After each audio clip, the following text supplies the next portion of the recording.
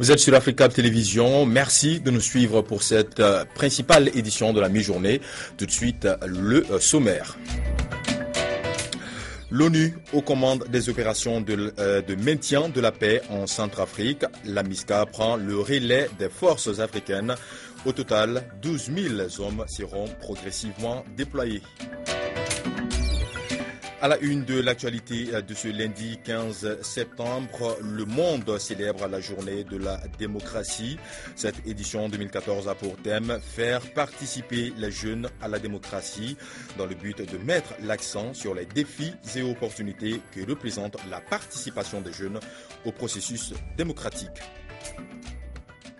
Depuis 1 an et demi, la Centrafrique traverse une crise politique et humanitaire complexe. Aujourd'hui, une nouvelle étape dans l'aide internationale pour reconstruire ce pays. L'ONU prend les commandes des opérations de maintien de la paix. Camions, voitures et conteneurs, tous portent le sigle de l'ONU. Car c'est ce lundi que la MINUSCA, une mission des Nations Unies, prend officiellement le relais en Centrafrique. Un soulagement pour la population. Après 9 mois passés sous le contrôle de la MISCA, la force africaine débordée, faute de moyens. C'est avec les bras ouverts qu'on peut les accueillir. Disons que l'arrivée des casques bleus, la situation va quand même s'améliorer par rapport auparavant. Depuis le renversement du président François Bozizé en mars 2013, des combats sanglants entre milices ont fait des milliers de morts et de déplacés. 3 missions pour ces casques bleus donc, protéger les civils, soutenir le processus politique qui doit conduire à un dialogue et à des élections, et enfin rétablir l'autorité de l'État. Nous osons espérer que ce déploiement mettra fin aux spéculations sur la partition de la République centrafricaine que nous condamnons avec la dernière rigueur. Pour l'essentiel, ce sont tout d'abord les bataillons de la MISCA qui vont passer sous béret bleu. Rejoints ensuite par un premier contingent arrivé du Bangladesh, des Pakistanais doivent suivre. Dans un premier temps, ils devront se déployer à Bangui, mais aussi à Bria, dans l'est, Kaga-Bandoro au nord et Bouar à l'ouest. Au final, la MISCA doit étendre sa présence à 45 sites, mais cela devrait prendre plusieurs mois. Quant aux soldats français de l'opération Sangaris, sur place depuis décembre, ils restent en tant que force de transition. Aucune date n'est annoncée officiellement pour un allègement ou un retrait. Le président malien Ibrahim Boubacar Keïta est de retour dans son pays. Il avait pris part au Forum économique mondial en Chine. Cette visite lui a permis de renforcer la coopération sino-malienne avec à la clé la signature de plusieurs accords et conventions. Ibrahim Boubacar Keïta a été accueilli à son arrivée à Bamako par les partis de la majorité. Le point avec Aminata Mariko. À l'occasion de sa participation au Forum économique mondial d'été de Tanjing en Chine, tenu du 10 au 12 septembre dernier, le président malien Ibrahim Boubacar Keïta a boosté la coopération sino-malienne à travers la signature de plusieurs conventions pour le bonheur du Mali. Ce résultat jugé historique a suscité plein d'espoir chez les Maliens, d'où cet accueil populaire organisé par les partis de la majorité présidentielle.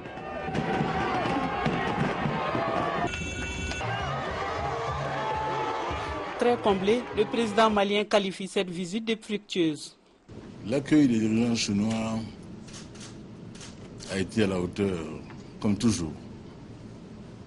L'amitié, la vive amitié que ces dirigeants et leur peuple portent au Mali s'est illustré par tout ce que vous avez pu connaître, rendu par la presse qui nous a accompagnés. Ces nombreux accords qui, Inch'Allah, vont changer beaucoup de choses dans notre pays.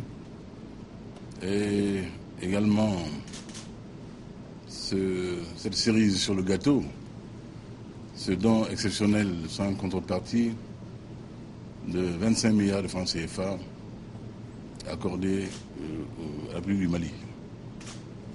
La Chine a l'amitié fidèle, la Chine a l'amitié constante. La Chine se souvient également. En un jour comme aujourd'hui, il est normal, il est séant que je une pensée très reconnaissante à l'endroit du président Modibo Keïta et de son équipe, qui ont tracé les sillons de ce que nous vivons aujourd'hui et que les Chinois ne cessent de rappeler. Le grand visionnaire qui était le président Modibo Keïta a compris dès l'abord l'importance de la Chine. Il s'engage par la même occasion à suivre ce dossier de main de maître. Nous veillerons personnellement à ce que, retour à Bamako, on ne vienne pas s'asseoir dans les ministères pour attendre faire. Je suivrai pas à pas ces dossiers-là.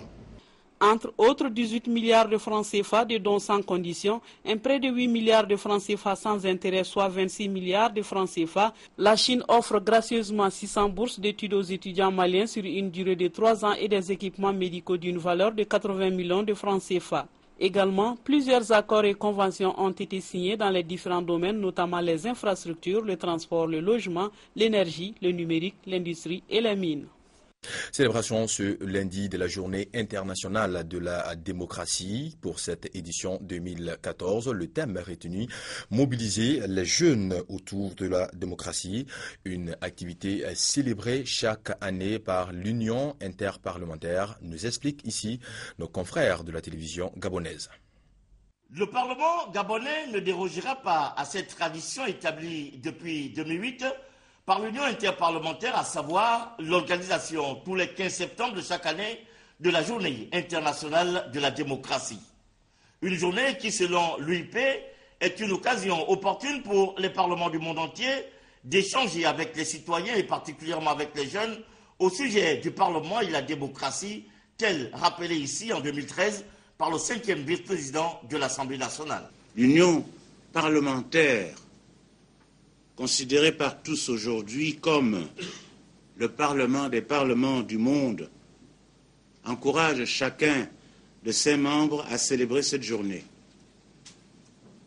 C'est l'occasion de marquer un arrêt et d'examiner les avancées de nos pratiques démocratiques. De mon point de vue, cette journée nous invite surtout, nous parlementaires, à prendre de plus en plus conscience de l'importance de notre rôle de représentant du peuple. La thématique retenue cette année, mobiliser les jeunes autour de la démocratie, présente un intérêt pour les pays du monde entier, et ce n'est pas faux de le dire, ce d'autant plus que l'avenir de la démocratie se repose véritablement entre les mains de la jeunesse. Est-il besoin de rappeler ici que le but ultime de la démocratie est de préserver et de promouvoir la dignité et les droits fondamentaux de l'individu, de réaliser la justice sociale, de favoriser le développement économique et social de la communauté, mieux de renforcer la cohésion de créer un environnement propice à la paix internationale. Restons au Gabon pour parler de cet incendie. 5 installations à Kingélé dans le 3e arrondissement à Libreville viennent d'être consumées par les flammes, faisant plusieurs sans-abri. Le ministre gabonais de la Prévoyance sociale et de la Solidarité nationale était hier sur les lieux du sinistre. Dimanche noir pour les populations de Kingélé dans le 3e arrondissement de Libreville. Pour cause, un incendie d'une rare violence vient de ravager leur domicile. Déclenché dans la nuit autour de 2 heures du matin, cet incendie n'a pas laissé la chance aux sinistrés de sauver quelque chose. Même s'il n'y a pas eu de pertes en vies humaines, mais les dégâts matériels restent énormes, comme nous le confirme ici l'une des victimes de ce sinistre. Environ 5 maisons a été calcinées par le feu. Donc, l'origine du feu, jusque-là, nous l'ignorons vraiment. Tout nous surprend de cette manière, mais nous avions vraiment tout perdu. Alerté, le ministre de la Prévoyance sociale et de la Solidarité nationale, Brigitte Anguilemba, a effectué le déplacement de Kingélé, non seulement pour constater l'ampleur des dégâts, mais aussi et surtout pour soutenir ses frères et sœurs sinistrés.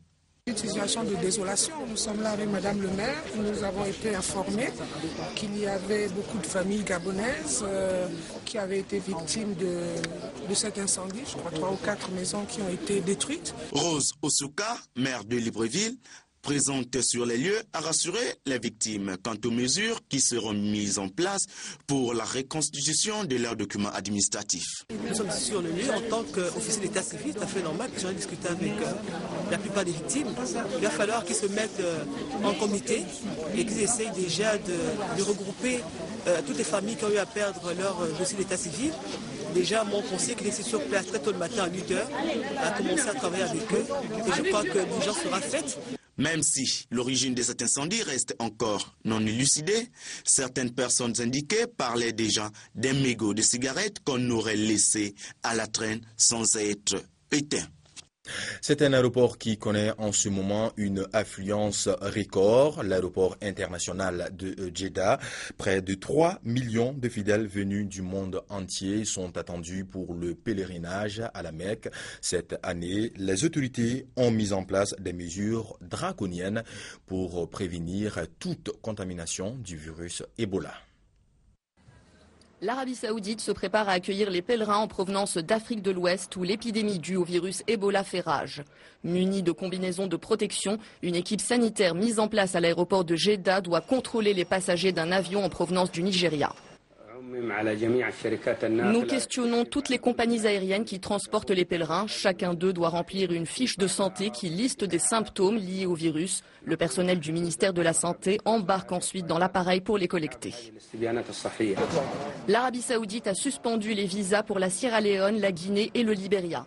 Le virus Ebola a tué près de 2300 personnes dans ces 3 pays.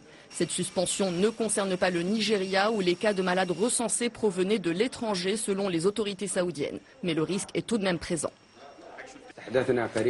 Nous avons mis en place une équipe d'intervention rapide pour faire face à de pareilles situations et qui travaille 24 heures sur 24. S'il y a un cas suspect, notre équipe le prend en charge et l'évacue de l'aéroport.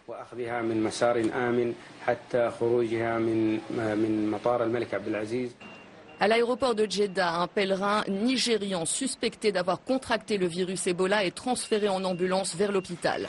Les autorités saoudiennes ne veulent prendre aucun risque. Le pays s'apprête à accueillir plus de 2 millions de pèlerins. La compagnie aérienne Air France prévoit d'assurer ce lundi un peu moins de la moitié des vols prévus en raison de la grève des pilotes de ligne, suivie par environ 60% d'entre eux. Les pilotes d'Air France sont opposés au projet de la direction de développer la filiale Low Cost Transavia. En attendant, les négociations se poursuivent avec les syndicats toute la journée à Paris. Restons en France. La conférence sur la paix et la sécurité en Irak s'est ouverte ce lundi matin à Paris. Elle a été ouverte par les présidents français et irakiens. Il s'agit de coordonner l'action des États qui ont choisi de s'engager dans la lutte contre les djihadistes de l'État islamique. François Hollande a exhorté ses partenaires à s'engager rapidement aux côtés des Irakiens. On l'écoute. Ce mouvement terroriste s'est déployé sur tout un territoire. En Irak, en Syrie, ce mouvement terroriste se joue des frontières et prétend même fonder un État. Telle est la menace. Elle est globale. Et il doit donc y avoir une réponse globale. Les djihadistes de l'État islamique contrôlent à ce jour environ un tiers du territoire irakien. Ces dernières semaines, les États-Unis ont mené plus de 150 frappes aériennes, ce qui a permis aux forces kurdes et à l'armée irakienne de reconquérir plusieurs zones. Il y a 8 jours encore, les peshmergas n'osaient plus s'aventurer dans le décor aride des montagnes de Zartak. Et pour tout dire, ils préfèrent toujours prendre leurs précautions. Les extrémistes de l'État islamique contrôlaient l'autre rive de cette rivière que nous traversons désormais sans problème. Les frappes américaines les ont poussés à faire demi-tour. Sur le bord de la piste, cette carcasse carbonisée en est le témoin.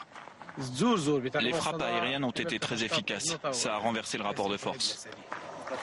Dans le viseur des Américains depuis un mois. Essentiellement des véhicules comme celui-ci, anéantis par un tir de missile. À l'horizon, un panache de fumée noire. Les djihadistes ne sont pas très loin. Dans leurs jumelles, les combattants kurdes détectent du mouvement. Suspect. Je crois que c'est un 4x4 blindé. Un véhicule qui fait feu dans notre direction. Ordre est donné de répliquer. L'artillerie ouvre le feu. Dans le même temps, les pelleteuses s'activent. Cette ligne de crête deviendra bientôt une grande base pour contrôler la vallée. Et ici, on se prépare pour une guerre dans la durée. Dans les villages alentours, les habitants qui avaient fui les combats n'ont pas encore osé revenir.